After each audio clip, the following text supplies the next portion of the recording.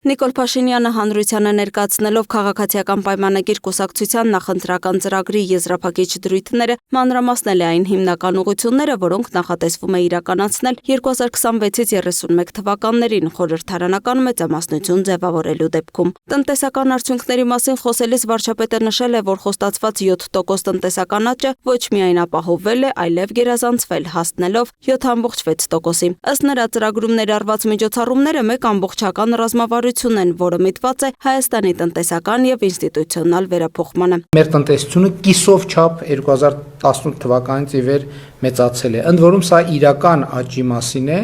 կա անվանական աճ, որի մեջ հաշվում է նաեւ գնաճի տրամաբանությունը, գնաճի հաշվարկը, բայց դա պարզ է գնաճը իրական աճ չի համարվում եւ մենք խոսում ենք իրական աճի մասին։ Հաջորդ կետը մեր արդյունաբերական արտադրանքի թողարկման ծավալների 50% ավելացում ներկայիս 3.3 տրիլիոն դրամից հասնելով մինչև 5 տրիլիոն դրամի։ Սոցիալական քաղաքականության առանցքային թեմաներից մեկը կենսաթոշակային համակարգն է։ Փաշինյանի խոսքով ներկայում Հայաստանում միջին կենսաթոշակն արդեն գերազանցում է նվազագույն սպառողական զամբյուղը, ինչը նա բնորոշել է որպես պատմական փոփոխություն։ Կառավարությունը նախատեսում է 2028-ից սկսել կենսաթոշակների ինդեքսավորում, ապահովելով, որ դրանք այլևս երբեք չլինեն սպառողական զամբյուղից ցածր։ Նա նաև անդրադարձել է քննարկումների առիթ դարձած հայտարարությանը, նշելով, որ կենսաթոշակների ավելացումը եւ որոշ ծախսերի կրճատումը շատ դեպքերում հնարավորություն են տալիս նույնիսկ ճամփորդել։ 150,000 մարդ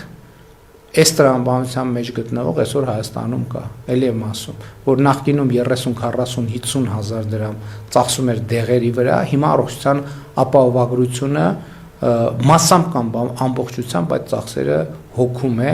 եւ այսօր Հայաստանում կարելի է 2, 3, 5 եվրոյով ավիատոմս գնել։ Տնտեսական եւ ենթակառուցվածքային ծրագրերում առանձնահատուկ տեղ ունի նաեւ թրիփ ներդրումային նախագիծը, որի շրջանակում ըստ վարչապետի արդեն 2026 թվականին կսկսվեն գործնական աշխատանքները։ Նախագիծը նախատեսվում է նոր աշխատատեղերի ստեղծում եւ կարևոր ենթակառուցվածքների զարգացում, այդ թվում երկաթուղային գծերի վերակառուցում Գյումրիից մինչեւ Թուրքիայի սահման եւ Երազխից դեպի Նախիջևան։ Մենք նույնպես սա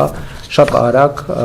1-1.5 տարվա ընթացքում կանենք։ Տրանսպորտային ոլորտում եւս լայնածավալ փոփոխություններ են նախատեսվում։ Ծրագրով նախատեսվում է ձեռք բերել 200 նոր էլեկտրական ավտոբուս եւ 71 տրոլեյբուս, նաեւ կառուցել նոր կամուրջներ եւ էստակադներ։ Բացի այդ, նպատակ է դրվել ստեղծել միասնական տրանսպորտային ցանց ամբողջ երկրում, ապահովելով կանոնավոր կապ մարզերի եւ մայրաքաղաքի միջև։ Սա մեր մարզերի ցավոտ խնդիրներից մեկն այն է, որ բազմաթիվ բնակավայրեր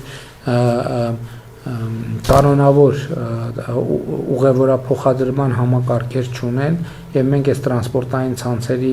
ներդրման միջոցով պետք է այդ խնդիրը լուծենք։ Հիմա որոշ տեղերում ինչ որ չափով ներդրված է, բայց մենք այս process-ը պետք է շարունակենք, որպեսզի մեր բոլոր բնակավայրերը ունենան կանոնավոր տրանսպորտային չվացուցակներ մարզկենտրոնի հետ եւ նաեւ բնականաբար Երևանի հետ։ Վարչապետը խոսել է նաեւ Սյունիքի տարածաշրջանի զարգացման մասին, ընդգծելով Կապանի Սյունիք օդանավակայանի միջազգային կարգավիճակ ստանալու հնարավորությունը։ Նրա գնահատմամբ օդանավակայանն ունի բավարար ներուժ միջազգային թռիչքներ իրականացնելու համար։ Մեր հաշվարկները ցույց են տալիս, որ